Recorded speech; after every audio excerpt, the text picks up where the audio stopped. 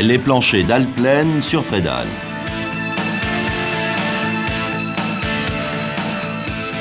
Dans le cas d'organisation spécifique d'un chantier, nous pouvons être amenés à réaliser un stockage de Prédal. Quelques précautions sont à prendre. Une zone plane et bien stabilisée est aménagée.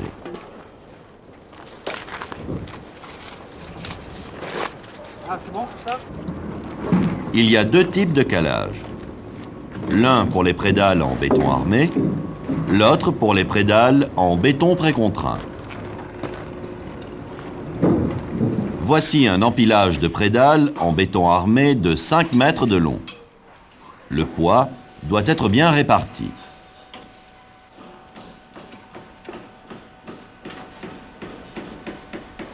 Les cales se superposent à l'aplomb et doivent être plus hautes que les boucles de levage. Voici un empilage de prédales en béton précontraint de 5 mètres de long. Le calage est réalisé aux extrémités et à une distance de 50 cm maximum.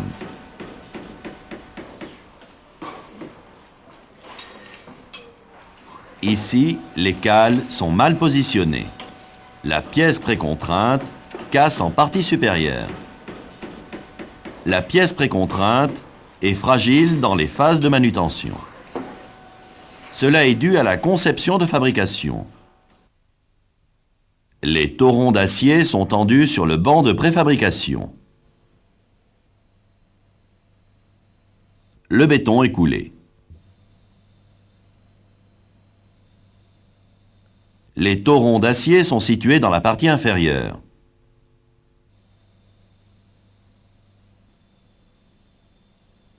Une fois le béton durci, la traction des torons est supprimée. Deux phénomènes apparaissent. Les aciers se raccourcissent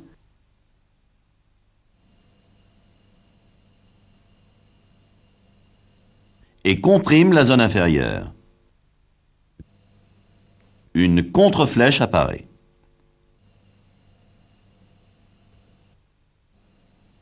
La zone supérieure se trouve en traction. Toute manœuvre amplifiant cette traction provoque la rupture de la prédale.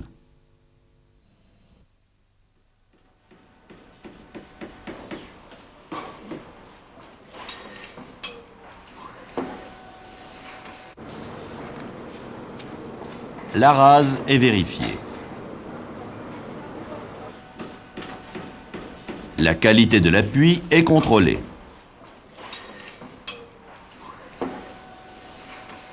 Rien ne doit gêner la pose des prédales.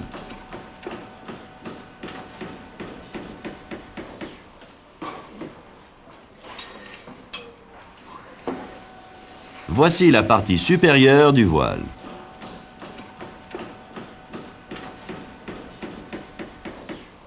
Ici, la rase est à la bonne hauteur. Les prédales reposent correctement. Ici, la rase est trop haute.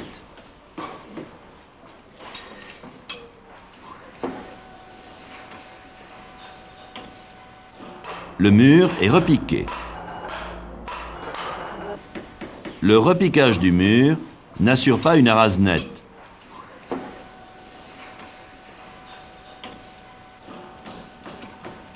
Ceci oblige la pose d'un coffrage.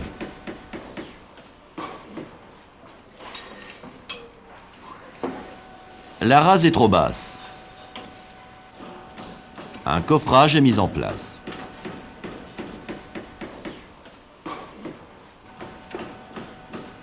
Dans le cas de plancher avec prédale, il n'existe que la filière primaire. Le contreventement est indispensable.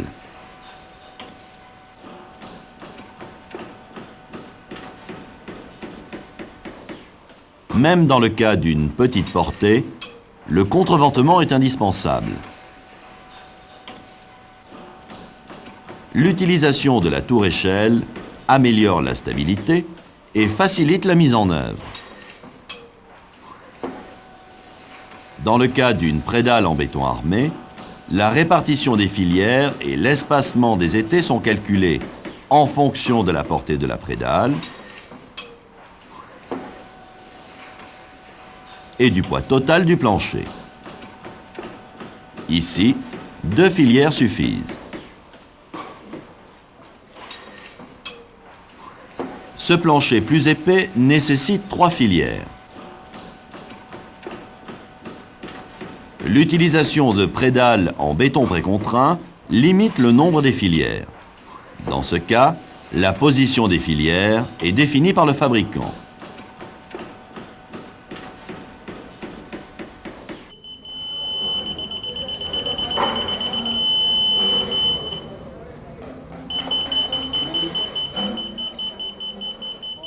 Les filières sont réglées avant la pose de la prédale.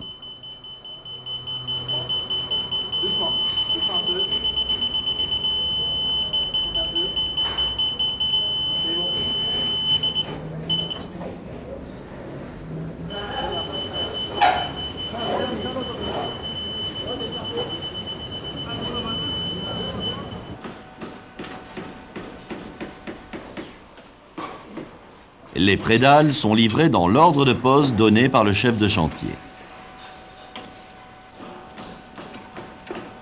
Les protections de sécurité sont mises en place avant l'élingage.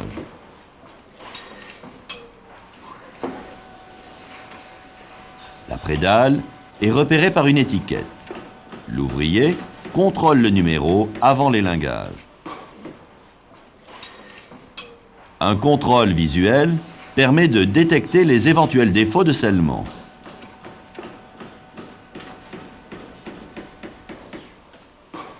La prédale ne doit pas présenter de fissures. Les balèvres restant autour des aciers sont enlevés.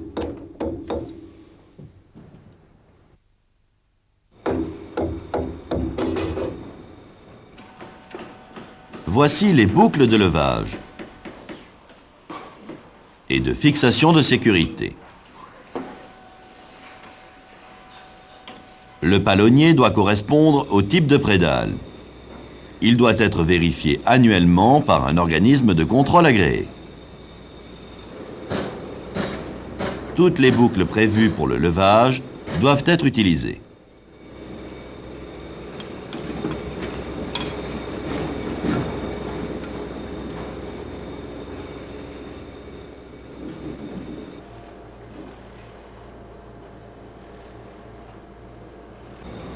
Pendant la mise en tension du palonnier, l'ouvrier surveille que les câbles se mettent en bonne position.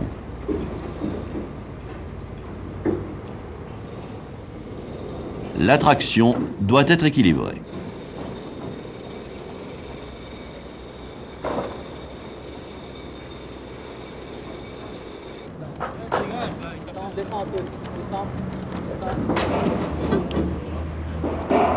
Ouais, c'est la bonne. Hein.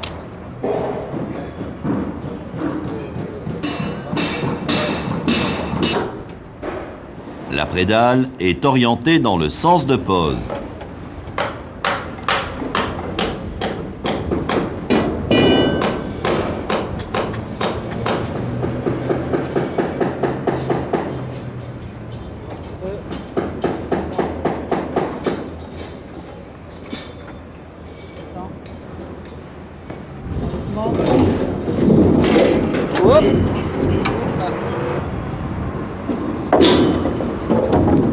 Les garde-corps sont enlevés.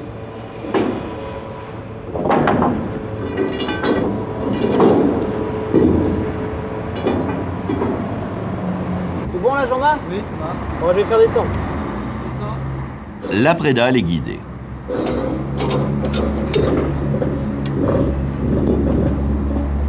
bon pour moi? Moi aussi.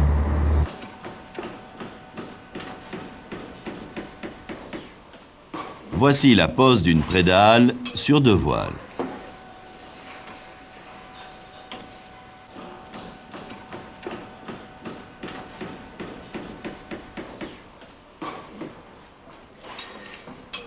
Les appuis sont répartis de manière identique.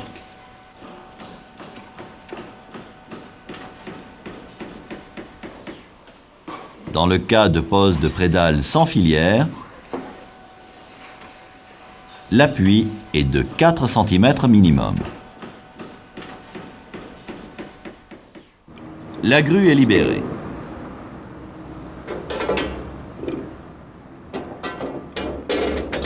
Les sécurités complémentaires sont installées.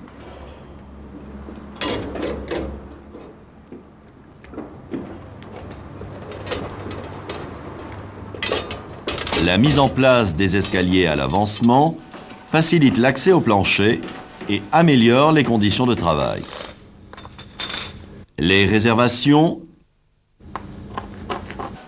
les départs d'acier, les défoncés sont implantés. Les aciers de couture assurent une liaison entre deux prédales et évitent les fissures. Les gaines électriques et les fourreaux sont posés. Les chaînages sont mis en place au droit des voiles. Les aciers de renfort sont mis en place. La position des chapeaux est importante. Les zones de traction se situent au droit des appuis, ici en rouge.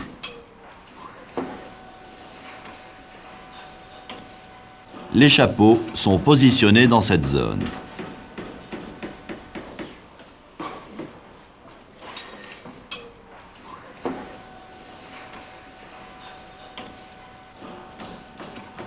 Avant le coulage, un contrôle est effectué sur l'ensemble de l'étaiement et sur la planéité de la sous-face. Les cueillis sont traités avec un mortier de ragréage avant le coulage du béton.